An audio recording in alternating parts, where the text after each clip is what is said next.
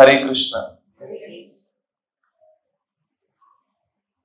इस अध्याय में भगवान श्री कृष्ण जब कुरुक्षेत्र के युद्ध के बाद और युधिष्ठिर महाराज को राजा के पद पर स्थापित करने के पश्चात वापस द्वारिका लौट रहे हैं।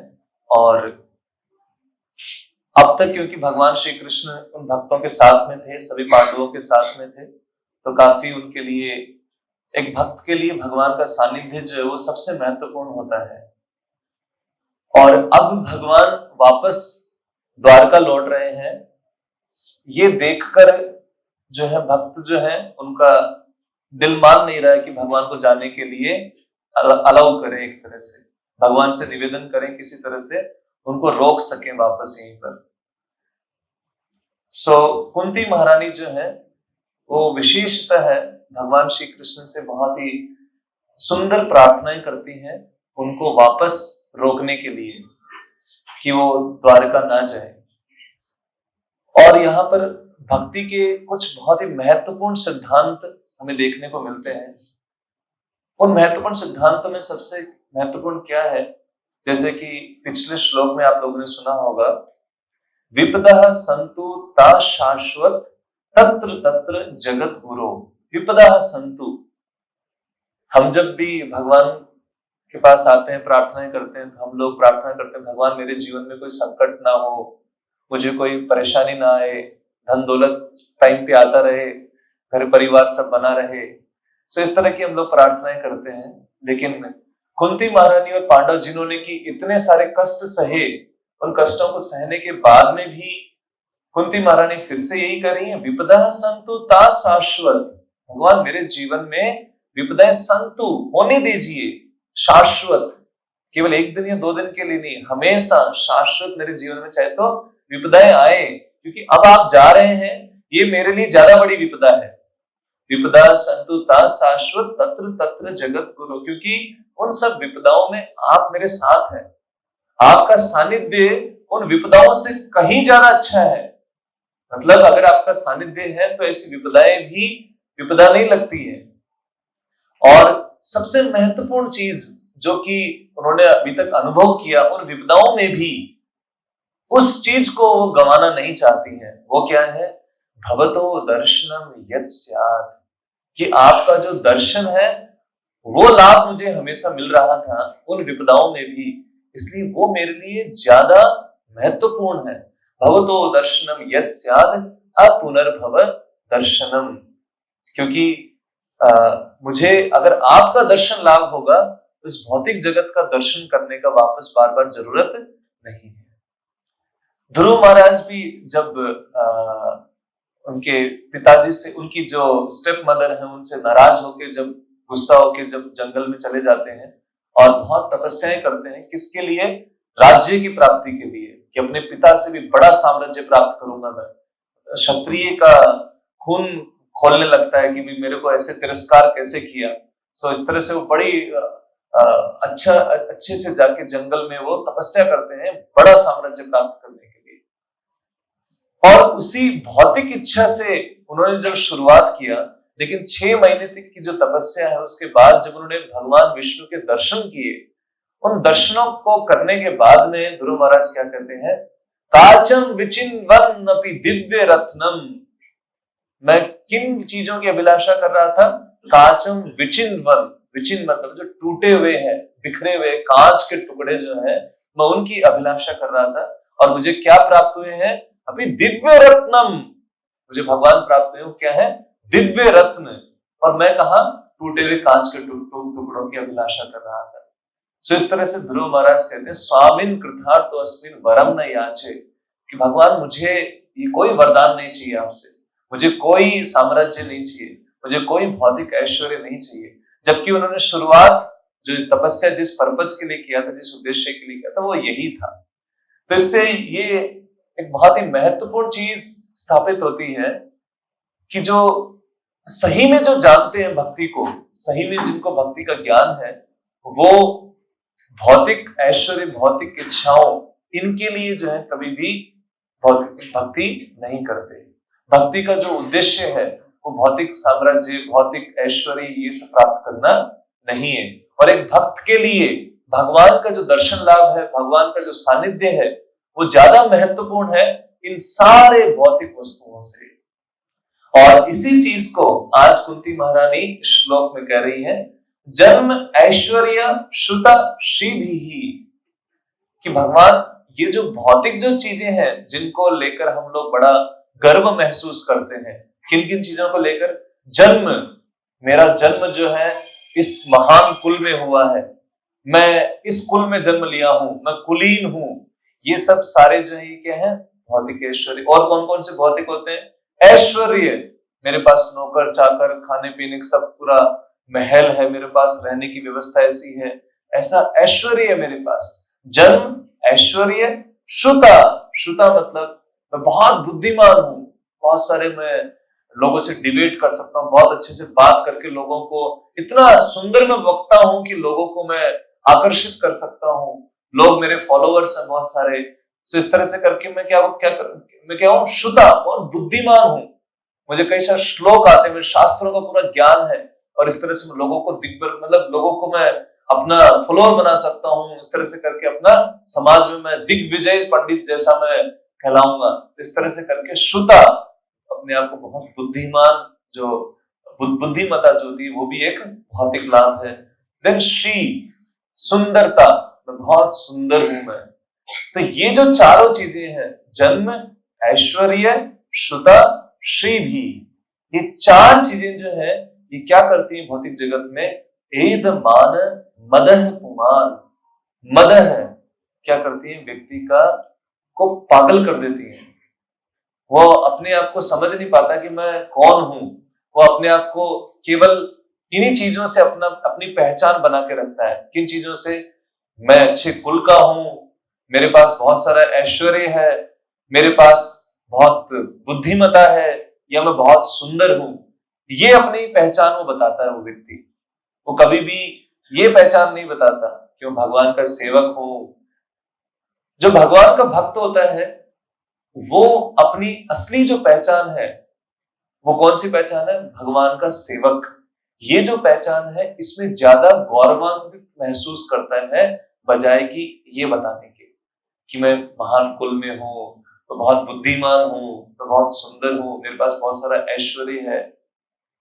भगवान का भक्त जो होता है इन सब से जो है परे होता है, ये सब चीजों से वो, उसका दिमाग जो है वो मतलब पागल नहीं होता। मदह पुमान, भौतिक जगत में सब लोग इन्हीं को बता बता के अपने आप को, इनफैक्ट लोग सुनना भी यही चाहते हैं कि लोग मुझे आकर कोई ये कहें कि अरे आप तो इतने सुंदर हो, आपके पास तो इतनी धन संपत्ति है, आप इस कुल में जन्म लिए हो। तो सब लोग इसी के कारण पागल रहते हैं। प्रभुपाद यहाँ कहते हैं, भौतिक दृष्टि से समुन्नत होने का अर्थ है किसी कुलीन परिवार में जन्म लेना, प्रचुर संपत्ति, शिक्षा तथा आकर्षक सौंदर्य से युक्त होना।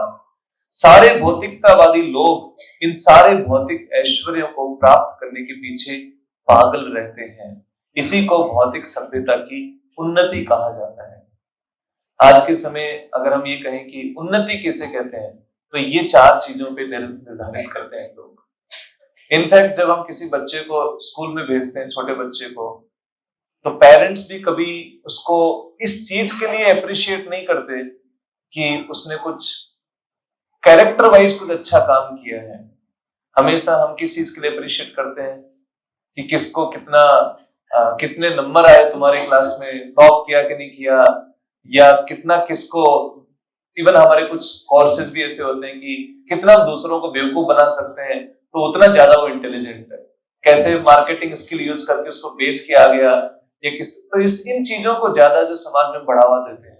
हम कैरेक्टर जो एजुकेशन है उसको हम कभी ज्यादा बढ़ावा नहीं देते। तो इसलिए आज के टाइम पे हमारे जो पैरामीटर है जो निर्धारित करने के कि कोई व्यक्ति जो है वो उन्नत है कि नहीं, प्रोग्रेसिव है कि नहीं, अगर नहीं उन्नत है तो उसके लिए क्या होना चाहिए? उसका अच्छे घर में जन्म होना चाहिए, उसके पास खूब सारा ऐश्वर्य होना चाहिए, उसके पास वो बहुत ही बुद्धिमान होना चाहिए, वो सुंदर होना चाहिए। ये सारे हमारे उन्नति के पैरामीटर हैं। लेकिन कुंती महारानी यह कह रही है कि ऐसे जो पागल हो रखे हैं इन चार चीजों में ऐसे लोग, नैव अर्हति अभिधातुं वै त्वाम अकिंचन गोचरा, ऐसे जो लोग हैं न इवा अर्हति, ऐसे लोग पात्र नहीं है आपकी कृपा के। जो इन 4 चीजों से पागल हो रखे हैं वो आपकी कृपा के पात्र नहीं है, वो आपको प्राप्त नहीं कर सकते, क्योंकि वो इन चीजों में पागल है।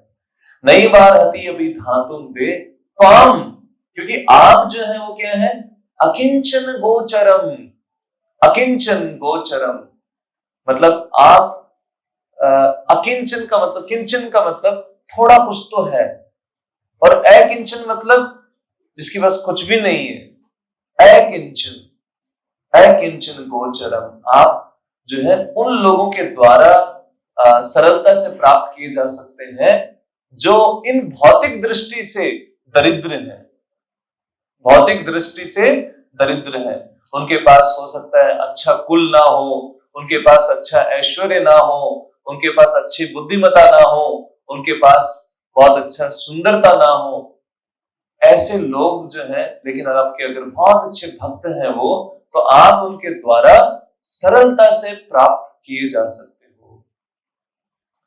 ब्रह्म संहिता में कहा गया है, वेदेश दुर्लभम अदुर्लभम आत्म भक्तो, कि भगवान श्री कृष्ण जो है वेदों में भी दुर्लभ है।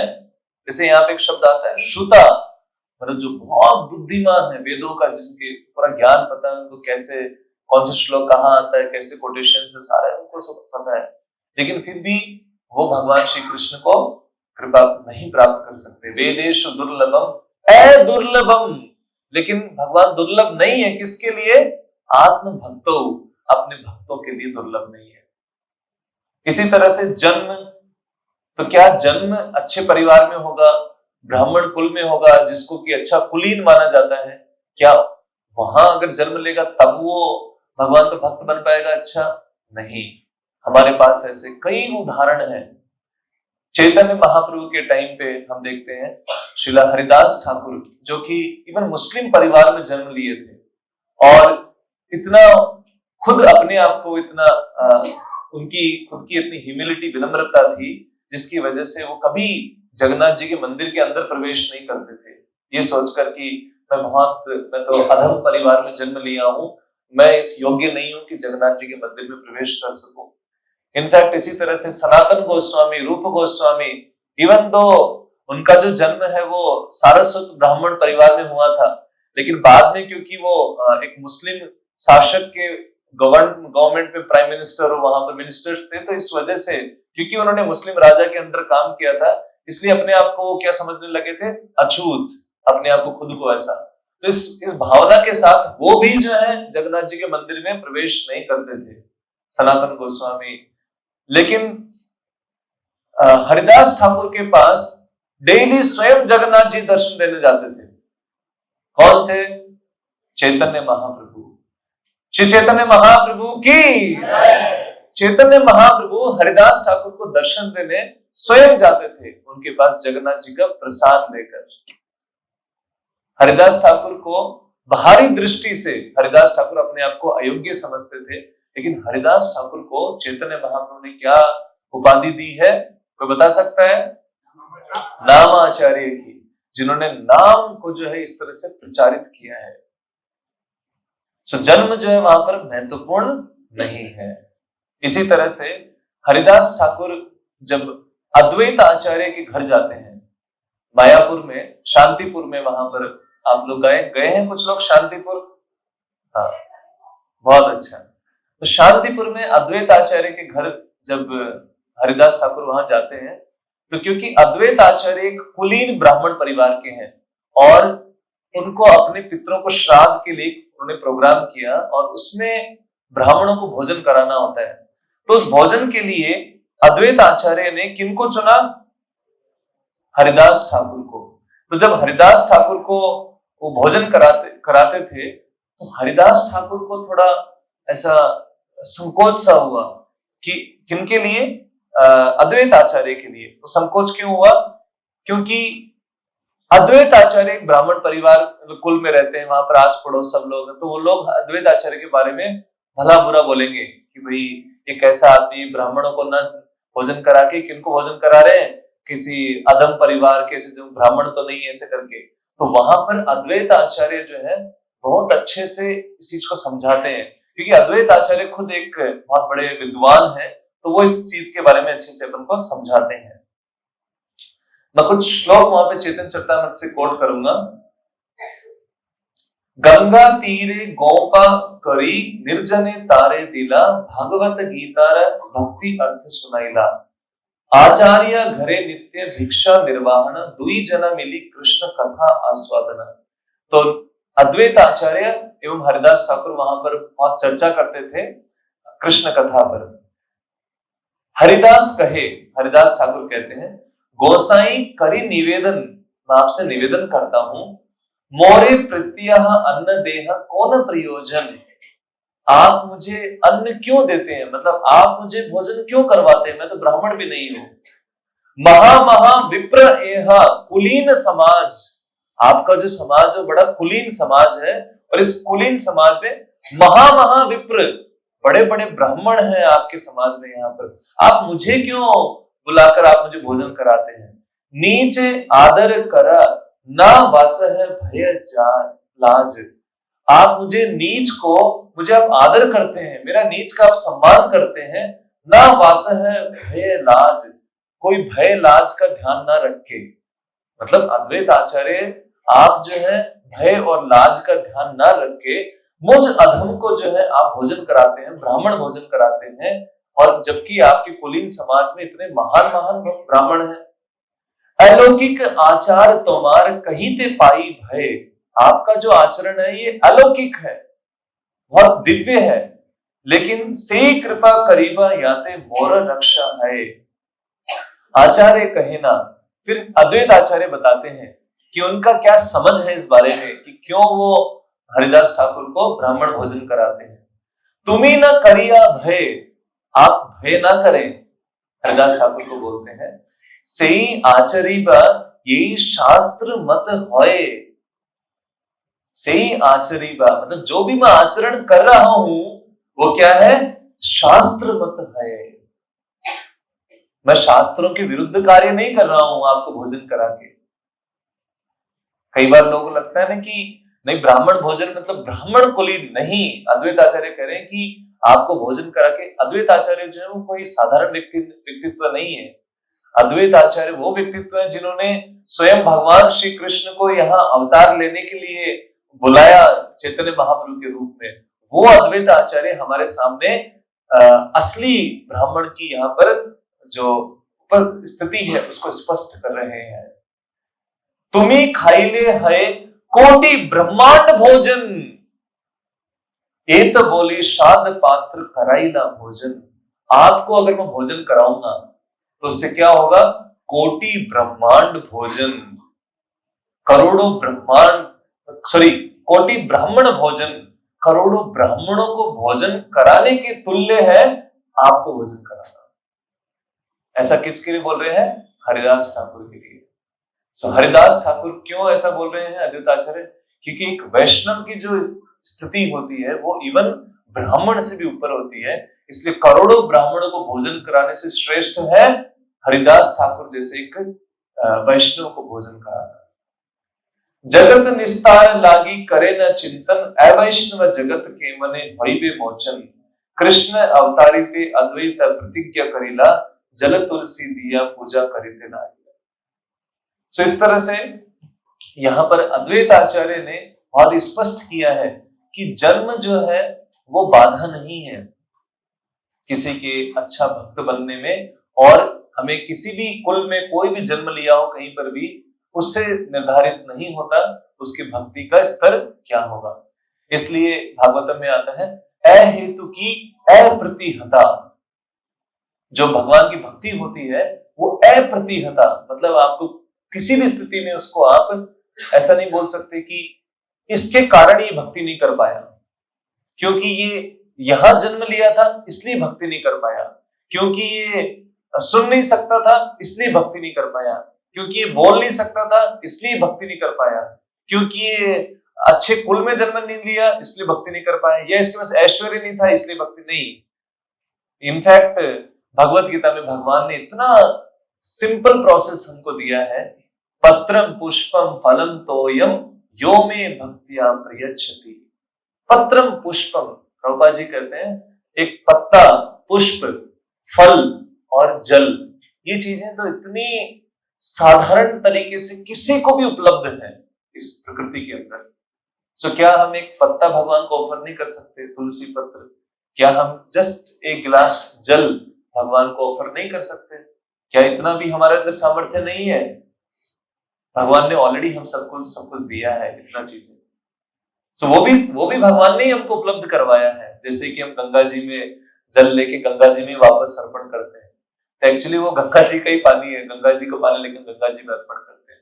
जैसे भगवान ने हमारे लिए बहुत सिंपल चीजें हमें दी हैं। इवन अगर हमें भक्ति के मार्ग में आगे बढ़ना है, सो हमें बहुत बड़ा विद्वान होने की जरूरत नहीं है कि पहले मुझे सारे श्लोक अच्छे से कंठस्थ होने हैं, वैदिक शास्त्रों का अच्छा ज्ञान होना है। नहीं, इसके रिगार्डिंग भी हमने कृष्णा बुक में एक स्टोरी पढ़ी होगी। कौन बता सकता है कौन सी स्टोरी है वो? ब्राह्मण पत्नियां जिनको कि वेदों का कोई बहुत बड़ा ज्ञान नहीं था, कुछ नहीं था। जब कृष्ण बलराम एक बार जंगल में विचरण कर रहे थे, तब उनको भूख लगी। सो कृष्ण बलराम ने अपने सखाओं को बोला कि पास में ही जाकर कुछ ब्राह्मण जो है वैदिक यज्ञों की तैयारी कर रहे हैं, जिसमें कई सारे वो पकवान बना रहे हैं, और वहां पर जाके उनसे निवेदन करो और कुछ वहां से ले आओ ताकि हमारी भूख को मिटाया जा सके। सो जब वो सखा वहां पे जाते हैं और ब्राह्मणों से पूछते हैं, तो ब्राह्मण कहते हैं, जानते नहीं तुम लोग नादान बालक, हम लोग यज्ञ की तैयारी कर रहे हैं और हम इनको बारे में ऐसा सोचना भी पाप है, चलो निकलो यहां से। इस तरह से करके उन ब्राह्मणों ने उन सखाओं को वापस भेज दिया। और जबकि कौन बुला रहे हैं, वो पकवान कौन मंगवा रहे हैं? स्वयं कृष्ण बलराम। उन सखाओं ने बताया भी कि स्वयं कृष्ण बलराम पास में आए हुए हैं और उनको भूख लगी है, कृपया करके आप कुछ पकवान हमें दे दीजिए ताकि उनको हम दे सके। नहीं नहीं नहीं नहीं, ये विष्णु के लिए, यज्ञ की तैयारी के लिए है। बाद में फिर कृष्ण बलराम ने उन सखाओं को कहा, अब आप उनकी पत्नियों से जाके मांगिए। जब उनकी पत्नियों के पास वो जाते हैं सखा लोग सभी, और उनको जब बताते हैं, और जब उन पत्नियों को पता चलता है, तो वो इतना आतुर हो जाते हैं कि भगवान कृष्ण बलराम पास में यहाँ पर आए, भूखे हैं। तुरंत वो सारे पकवान लेकर, उनको पता है कि उनके पति उनको स्वीकार नहीं करेंगे, अगर इस तरह से अवहेलना करके वो जाएंगी और वापस आएंगे, स्वीकार नहीं करेंगे। उनको इतना बड़ा संकट दिख रहा है, विपदा दिख रही है उनको, लेकिन फिर भी भगवान का सानिध्य जो है वो ज्यादा महत्वपूर्ण उनको लगता है। और तुरंत वो जो है वहां से सारे पकवान लेकर जो है वहां पर जाती है और भगवान श्री कृष्ण बलराम को अच्छे से एक तरह से भोग लगाती है। तब जब ये सब होने के बाद जब वापस पत्नियां लौट रही होती हैं, तो कृष्ण बलराम को कहती कि हम अब किस मुंह से, हम अब नहीं लौट सकती, आप हमें ही स्वीकार कर ले, हम आपकी सेवा में हमेशा सदैव रहना चाहते हैं। तब भगवान श्री कृष्ण बलराम कहते हैं, आप जाइए और आपके जो पति हैं इनफैक्ट आपको वो दंडवत करेंगे कि आपने क्या काम किया जो कि वो समझ नहीं पाए। तो जाकर जब जब ब्राह्मण पत्नियां वापस जाती हैं, तो सारे ब्राह्मण जो है उन पत्नियों को दंडवत करते हुए एक तरह से बोलते हैं कि आपने वेदों का सार समझा है, वेदों का सार समझा है। हम लोगों ने केवल श्लोक पढ़े हैं, मंत्रों का उच्चारण करना सीखा है और बड़े बड़े बातें करना सीखा है, लेकिन जो असली उद्देश्य है सारे वेदों का, सारे मंत्रोच्चारण का, सारे जो भी हम पढ़ते हैं, इसका उद्देश्य क्या है? भगवान श्री कृष्ण के मतलब हमारा मन जो है पूरी तरह से उसमें आवेशित हो जाना चाहिए। और भगवान श्री कृष्ण के लिए अगर हम कुछ कर रहे हैं, हम कई बार केवल रिचुअल्स के अंदर घुस जाते हैं, केवल रिचुअल्स को अपना समझने लग जाते हैं कि भाई हाँ ये महत्वपूर्ण है, बजाय कि भगवान की सेवा की। तो मन कृष्ण निवेशियेत, अपना मन जो है वो भगवान श्री कृष्ण में निवेश करना है। हमें केवल बाहरी रूप से कुछ रिचुअल्स करने के लिए हमें कुछ रिचुअल्स नहीं करना है। तो यहाँ पर हमें ये भी समझ में आता है कि कोई श्रुता मतलब बहुत बड़ा हमें ज्ञान होने की जरूरत नहीं है, बहुत ज्यादा ज्ञान होने की जरूरत नहीं है। सीधा सा सिंपल सा अगर केवल हम हरे कृष्णा कृष्ण कृष्ण हरे हरे, हरे राम राम राम हरे हरे, सिंपल सा बस इस मंत्र का उच्चारण करते जाएं और हम सारा सब कुछ समझ जाएंगे। चैतन्य महाप्रभु जब दक्षिण भारत की यात्रा पर थे तो एक उनको भक्त मिले जिनके ऊपर सब लोग हंस रहे थे। उन्हें भगवत गीता भी उल्टा सीधा पकड़ा हुआ था और ना उनको पढ़ना आता था। सारे जो पढ़े लिखे जो ब्राह्मण थे उनके ऊपर हंस रहे थे। चैतन्य महाप्रभु ने जब वो देखा तो उनसे पूछा, तो उनको पता चला कि एक्चुअली में वो जो भक्त है वो उल्टा सीधा जो पकड़े हुए भगवत गीता को, वो इतना आवेशित है भगवान का वो फोटो देखकर भगवत गीता के ऊपर, जिसमें भगवान श्री कृष्ण जो है अर्जुन के सारथी बने हुए हैं और उसको देखकर रो रहे हैं, आंखों में आंसू हैं। उनको पूछा तो उनको कहते हैं कि भगवान जो है कितने महान है, अपने भक्त के लिए जो सारथी का रोल निभाने के लिए तैयार है। इस तरह से भगवान की जो स्थिति है, भगवान अपने भक्त के लिए कुछ भी करने के लिए तैयार है। भगवान की ये जो महानता है ये देखकर मुझे आंसू आ रहे हैं। जब चैतन्य महाप्रभु ने ये सुना तो चैतन्य महाप्रभु ने कहा कि आपने भगवत गीता के मर्म को समझा है, तो इसलिए बड़ा बड़ा विद्वान होने की भी जरूरत नहीं है भगवान का भक्त बनने के लिए। तो वही चीज यहाँ पे लिखा है, अगर हम ज्यादा विद्वान होते हैं कई बार हमारा क्या हो जाता है, हम थोड़ा मद में आ जाते हैं, मद में आवेशित होना। हाँ हाँ मैं सब जानता हूँ, मुझे श्लोक आते हैं, मुझे बड़ा ज्ञान है शास्त्रों का, और इस तरह से हम लोग अपने आप को हम कई चीजों में थोड़ा सा इग्नोर करने लगते हैं, अपनी ईगो में चले जाते हैं। लेकिन इन चीजों से हम भगवान को प्राप्त नहीं कर सकते, भगवान की कृपा हमें इससे प्राप्त नहीं हो सकती। इनफैक्ट प्रभुपाद जी यहाँ पर एक और बहुत अच्छी चीज लिखते हैं कि भौतिकता के नशे में चूर ऐसे लोग भगवान का पवित्र नाम लेने तथा भाव विभोर होकर मतलब जब पूरी श्रद्धा से भगवान का नाम, जैसे यहाँ पर प्रभुपाद जी लिख रहे हैं, हे गोविंद हे कृष्ण, ऐसे पूरा भाव विभोर होकर कोई व्यक्ति कब लेगा, जब भौतिकता से वो भौतिकता में अक्षम होगा, जब उसके पास ये चीजें नहीं होंगी। तो जब हम लोग भौतिकतावादी में जब अच्छे से घुसे रहते हैं, भौतिकता में ऐसे से नशे में जब चूर होते हैं तो हम अक्षम होते हैं, मतलब हम ऐसे भगवान का नाम श्रद्धा से नहीं ले पाते कई बार। हालांकि इसका मतलब ये नहीं है कि किसी के पास अगर भौतिक ऐश्वर्य है, अच्छा कुल है, बहुत अच्छा विद्वान है, अच्छी सुंदरता है, तो इसका मतलब ये नहीं कि वो भगवान का भक्त नहीं बन सकता। वो भी भगवान का भक्त बन सकता है और एक बहुत अच्छा भक्त बन सकता है। इनफैक्ट अगर हम यहाँ देखें तो कुंती महारानी कोई साधारण स्त्री नहीं है, पूरे साम्राज्य की वो युधिष्ठिर महाराज की माता है, माता श्री है, तो मतलब वो कोई साधारण स्त्री नहीं है, उनके पास भी बहुत साम्राज्य सब कुछ है। लेकिन उनको डर है इस चीज का कि कहीं हम जो है इन सब से मदान्वित ना हो जाएं, हम लोग पागल ना हो जाएं ये सब साम्राज्य, अच्छे ऐश्वर्य, इन सब चीजों से। तो इसलिए कुंती महारानी प्रार्थना कर रही है कि हम जितना अकिंचन रहें उतना हमारे लिए अच्छा है। असली अकिंचन का मतलब होता है किसी भी चीज पर अपना स्वामित्व नहीं दर्शाना। हो सकता है कि आपके पास संपत्ति हो, ऐश्वर्य हो, सुंदरता हो, बहुत सारी सब कुछ हो, लेकिन हर चीज को कैसे देखना कि भगवान की कृपा है, भगवान ने कुछ दिनों के लिए मुझे ये चीजें दी है, अब मेरा दायित्व बनता है कि उन चीजों को मैं भगवान की सेवा के लिए उपयोग करूं, तो फिर उसमें कोई प्रॉब्लम नहीं है। प्रभुपाद जी उदाहरण देते हैं, जैसे 1 जीरो का कोई वैल्यू नहीं है, 100 जीरो का कोई वैल्यू नहीं है, 1000 जीरो का कोई वैल्यू नहीं है, लेकिन अगर आगे 1 जुड़ेगा तो उसकी वैल्यू बहुत ज्यादा बढ़ जाती है। इसी तरह से अगर हमारे पास ऐश्वर्य है, हमारे पास बुद्धिमता है, तो उन्हीं सब चीजों को अगर हम भगवान की सेवा के लिए उपयोग करते हैं तो हम कई स्पीड से जो है हम उन्नति करना शुरू कर देते हैं। वो उतनी श्रद्धा एवं भाव विभोर होकर लेंगे अगर हम इन सब चीजों से डूबे हुए नहीं होंगे। मतलब अगर हमारे मन में ये सब भरा नहीं होगा कि मैं बड़ा ऐश्वर्य वाला हूँ, मेरे अंदर बहुत बुद्धिमता है, बहुत सुंदर हूं मैं, ये सब चीजों से अगर हमारा मन भरा नहीं होगा तो हम भगवान का नाम जो है अच्छे से उच्चारण कर पाएंगे। एक असहाय व्यक्ति भगवान का नाम भाव विभोर होकर ले सकता है, लेकिन यदि उसी नाम को कोई भौतिकता से संपन्न व्यक्ति लेता है तो उसमें उतनी निष्ठा नहीं हो सकती। भौतिकता से संपन्नता मतलब हम सोचते रहते हैं अपने बारे में, हमारे मन में यही भरा पड़ा है कि मैं बड़ा आदमी हूँ, मेरे अंदर बहुत सारा ये है, मैं बहुत इंटेलिजेंट हूँ। तो ये सब चीजें जब भरी होती है तो एक तरह से हम ऐसा समझ लो बीच में एक बैरियर डाल देते हैं, हम समझ नहीं पाते जो भी उपदेश हमारे पास आते हैं, हम हमेशा उस चीज को क्या करते हैं, उसके थ्रू गुजारते हैं।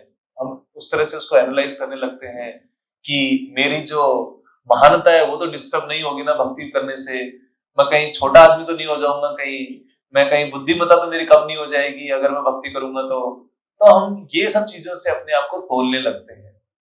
और ये हमारा जब मंदिर में जब हम सेवा भी करते हैं तो भी कहीं कहीं हमारे मन में आ सकता है, अरे ये तो थोड़ी छोटी सेवा है, झाड़ू पोछा लगाना, तो ये मैं कैसे कर सकता हूँ, मैं तो थोड़ा बड़ा आदमी हूं ना, मेरे अंदर तो मैं क्लासेस ज्यादा अच्छी ले सकता हूँ, मैं तो बुद्धिमान हूँ ज्यादा, मेरे को बोलना इंटेलिजेंट, श्लोक वगैरह मेरे को अच्छे से आते हैं, प्रभु जी ने ये क्या सेवा दे दी मेरे को प्रसाद बांटने की, मैं तो प्रीच करने के लिए बना हूं मैं तो इस तरह से हम लोग इवन सेवाओं में भी अंतर करने लगते हैं और अपने आप को ऐसा समझने लगते हैं कि मैं इस सेवा के लिए बना हूं, मैं इस सेवा के लिए बना हूं। नहीं, हमें समझना है कि हम कुछ दिनों के लिए, जैसे हम कई बार हम सोचते हैं कि हाँ भौतिक जगत में कुछ लोगों के पास अपना खुद का घर है, कुछ लोगों के पास रेंट का घर है, लेकिन हम सबको समझना है हमारे सबके पास रेंट का ही घर है। हम जिस जमीन पर बैठे हैं, 100 साल पहले यहाँ पर कुछ लोग थे जो कहते थे जमीन मेरी है, 100 साल बाद कुछ लोग और आएंगे वो कहेंगे जमीन मेरी है, आज हम कहते हैं जमीन मेरी है। तो ऐसा करके इस भौतिक जगत में हमारा कुछ भी नहीं है, हम अलग अलग लोग आके कुछ कुछ क्लेम करते रहते हैं। जैसे प्रभुपाद जी कहते हैं कि हम किसी बैंक के सामने जाके कहें ये बैंक मेरा है और मैं अब इसको त्यागता हूं, तो हमारा बैंक ना तो हमारा बैंक वो था ना, तो हम त्यागेंगे क्या, लेकिन बोलने के लिए हम ऐसा बोलते हैं कि बैंक मेरा था और मैं इसको त्यागता हूँ। तो इस तरह से इस भौतिक जगत में कुछ भी हमें हमारा हमसे बिलोंग नहीं करता। हम तो प्रकृति के नियमों के आधार पर, हमारे जो कर्म है उसके आधार पर, पाप और पुण्य के आधार पर अलग अलग परिस्थितियों में आए हुए हैं, किसी परिवार में जन्म लिए हुए हैं, किन्हीं लोगों के साथ रह रहे हैं। तो इस तरह से प्रकृति के नियमों से हम पूरी तरह से बंधे हुए हैं और कुछ भी जो भौतिक जो वस्तुएं हैं उनसे हमारा कोई संबंध नहीं है। कुछ समय के लिए बस हम उन चीजों को यूज करने के लिए बने हैं। तो अगर हमारे पास अगर कुछ सामर्थ्य है, हमारे पास अगर कुछ धन, ऐश्वर्य, हमारे पास बुद्धिमत्ता या सुंदरता, ये सब कुछ भी अगर हमारे पास है, तो इनका सही उपयोग होगा अगर हम भगवान की सेवा में उनका उपयोग करें। और अगर हम उनको उसको उपयोग नहीं करेंगे तो धीरे धीरे करके हमें वो पागल करेगा वो सारी चीजें। हम उसके लिए, जैसे इनफैक्ट कुछ दिनों पहले कोई लोग बता रहे थे कि ये दुनिया में सबसे बड़ा जो बिजनेस है वो है डर का, इंश्योरेंस का। तो हम सब लोग, क्योंकि भौतिक जगत में दोनों चीजों को डर लगता है, ऐश्वर्य नहीं है तो भी डर लगता है व्यक्ति को कि क्या होगा अगर मेरे पास, क्योंकि मेरे पास धन संपत्ति नहीं है, कल को कुछ हो गया तो मेरे साथ क्या होगा। तो गरीबी होने में भी डर लगता है और अमीरी होने में भी डर लगता है। क्या डर लगता है, इतना सारा मेरे पास है, कोई चोरी कर देगा तो, कोई अटैक कर देगा तो। इस तरह से भौतिक जगत का ये, इसके अंदर जुड़ा हुआ है ये भय। हर किसी व्यक्ति को यहाँ पर भय है, चाहे वो गरीब हो, चाहे अमीर हो, चाहे बुद्धिमान हो, चाहे बिना बुद्धिमान वाला हो, चाहे वो सुंदर हो, चाहे नहीं सुंदर हो, सबको भय रहता है। कोई सेलिब्रिटी बन गया तो उसको भय है कि मेरी जो स्टारडम है वो नीचे नहीं आनी चाहिए, कोई लोग कम, मेरे फॉलोअर्स कम ना हो जाए कहीं, मेरा अगला वीडियो में रेगुलर फॉलोअर अच्छे आ रहे थे लेकिन ये वीडियो में मेरे फॉलोअर्स कम हो गए। तो इस तरह से हर व्यक्ति को इस भौतिक जगत में भय है। तो भय क्यों आता है, क्योंकि हम अपने आप को इन्हीं चीजों से, हम मद से भरे हुए हैं, हम पागल हो रखे हैं। जन्म ऐश्वर्य श्रुता श्रीधि, कि अब हम इतना स्तर प्राप्त कर चुके हैं तो अब हम पागल हैं कि हम इससे गिर कैसे सकते हैं नीचे। मेरा जो ऐश्वर्य वो इतना है, इससे मैं नीचे कैसे आ सकता हूँ।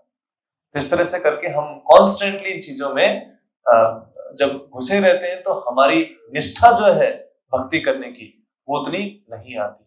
भगवत गीता में भगवान कहते हैं भोगेश्वर्य प्रसक्तानां तया अपहत चेतसाम। भोग और ऐश्वर्य, ये दो चीजें ऐसी हैं जिसकी वजह से एक व्यक्ति तया अपहत चेतसाम, उसकी जो चेतना है अपहत, मतलब उसका अपहरण हो जाता है। चेतना का अपहरण हो जाना मतलब उसको असली उसका पता ही नहीं मैं कौन हूं। वो अपने आप को समझता रहता है कि मैं बड़ा ये हूं, मैं वो हूं। उसका असली जो अस्तित्व है कि मैं भगवान का दास हूं। चैतन्य महाप्रभु कहते हैं सभी जो जीव हैं वो भगवान श्री कृष्ण के दास है, लेकिन वो जो पहचान है वो उससे अपने आप को कभी भी अवगत नहीं कराता, दूसरी पहचानों को लेकर घूमता रहता है। अपहत चेतसाम, और ऐसा जिसकी चेतना हर ली गई है, उस व्यक्ति को कभी भी भक्ति में निष्ठा नहीं आती। अव्यवसायित्मिका बुद्धि, उसकी बुद्धि कैसी रहती है? अव्यवसायित्मिका। जैसे कि बिजनेस माइंडेड पर्सन जो होता है, उसको पता है कि हर चीज में बिजनेस दिखता है, उसको जहां पर भी जाएगा यहाँ बिजनेस कैसे कर सकता हूँ, यहाँ कैसे कर सकता हूँ। लेकिन जो व्यक्ति जिसका भोग और ऐश्वर्य से जो बहुत ज्यादा लिप्त है, उस व्यक्ति को जो लक्ष्य है मनुष्य जीवन का, उस पर कभी भी वो एकाग्र नहीं हो पाता। इसलिए हमें शास्त्र बताते हैं कि हमें भोग और ऐश्वर्य से थोड़ा धीरे धीरे अपने आप को बाहर निकालना चाहिए। इसलिए हमें हर चीज का नियामक सिद्धांत दिए हैं हमको।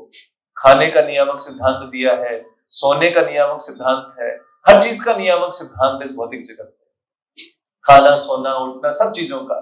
तो वो चीज अगर हम नियामक सिद्धांत के अनुरूप करेंगे तो हम भोग की श्रेणी में नहीं आएंगे। लेकिन अगर वो ना करके हम ऐसे रहेंगे तो हम भोग में लिप्त होते होते और हम खड्डे में गिरते जाएंगे, और कभी कभी भी हमारी बुद्धि जो स्थिर नहीं होगी, हमें भक्ति के लिए निष्ठा प्राप्त नहीं होगी, निष्ठा से भक्ति नहीं कर पाएंगे। लास्ट में प्रभुपाद जी कहते हैं कि जिस तरह से, जैसे हम कई बार मान लो छोटा बच्चे होते हैं, कई बार कंपटीशन करते हैं एक दूसरे से। मान लो एक बच्चे को बुखार है 99 डिग्री, दूसरे को है 100 डिग्री, तो पहला बच्चा कहता है नहीं नहीं मुझे तुमसे ज्यादा नंबर लाने हैं, मुझे 102 होना चाहिए। तो उसको 102 डिग्री बुखार है, नहीं नहीं मुझे तुमसे भी ज्यादा होना चाहिए, 104 डिग्री बुखार होना चाहिए। उसको देखकर बड़े लोग क्या कहेंगे? बेवकूफी है, बुखार को बढ़ाना तो समझदारी थोड़ी है ये। इसी तरह से अपनी भौतिकतावादी चीजों को बढ़ाना, भौतिक ऐश्वर्य को बढ़ाना, वो बात अलग है। हमारे कर्मों से हमको जो मिला है ठीक है, उस हिसाब से हमें भगवान को सेवा में यूज करना है, लेकिन अनावश्यक रूप से अपना जो समय है जो कि हम भगवान की सेवा में लगा सकते हैं वो ना करके, और हम क्या करें, अपने भौतिक ऐश्वर्य, अपनी बुद्धिमत्ता, इन सब चीजों को अगर हम इस पे बढ़ाने में लगे हुए हैं, तो ये ऐसा ही है जैसे हम अपने बुखार को और बढ़ा रहे हैं, बुखार का नंबर बढ़ा रहे हैं, 99 डिग्री से 102 बढ़ा रहे हैं, फिर और बढ़ा रहे हैं।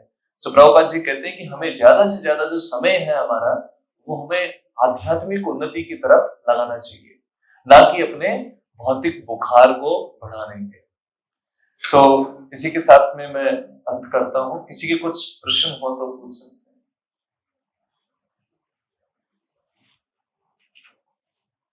तो आपने बोला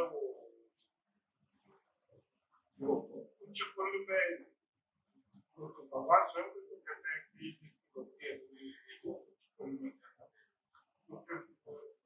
नहीं, उच्च कुल में जन्म होना अयोग्यता नहीं है। ऐसा नहीं कि उच्च कुल में जन्म लिया है तो वो तो हमेशा मतलब घमंड में ही होगा, ऐसा नहीं करें हम। उच्च कुल में जन्म होना जो है वो एक व्यक्ति के लिए घमंड ला सकता है, मतलब उसकी संभावना है। जैसे कि कई व्यक्ति जो उच्च कुल में जन्म लेते अपने आप को उस घमंड में रहते हैं, तो वो घमंड ऐसा नहीं। ऐसे तो आप देखें तो युधिष्ठिर महाराज, पांडव, ये सब उच्च कुल में ही है।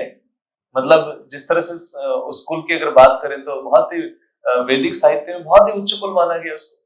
उच्च कुल में जन्म होना अयोग्यता नहीं है, लेकिन हमें समझना है कि अगर हम उच्च कुल में जन्म हुए हैं तो हम उस चीज के लिए हमें गर्वान्वित महसूस नहीं करना। हमें गर्वान्वित महसूस किस चीज के लिए करना चाहिए? भगवान का भक्त बनने के लिए, भगवान का सेवक बनने के लिए, उस चीज के लिए मैं गर्वान्वित महसूस करना।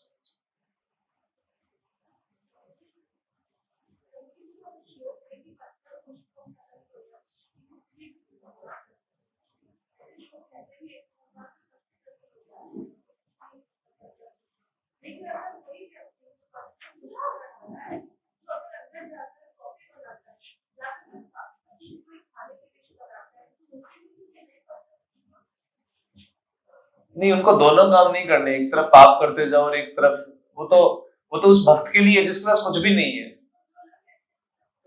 हाँ।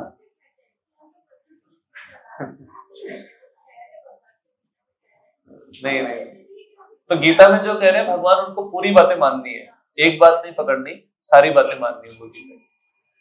चलिए, श्रीमद् भागवतम की, जगत गुरु श्री प्रभुपाद की, गौर प्रेमानंदे।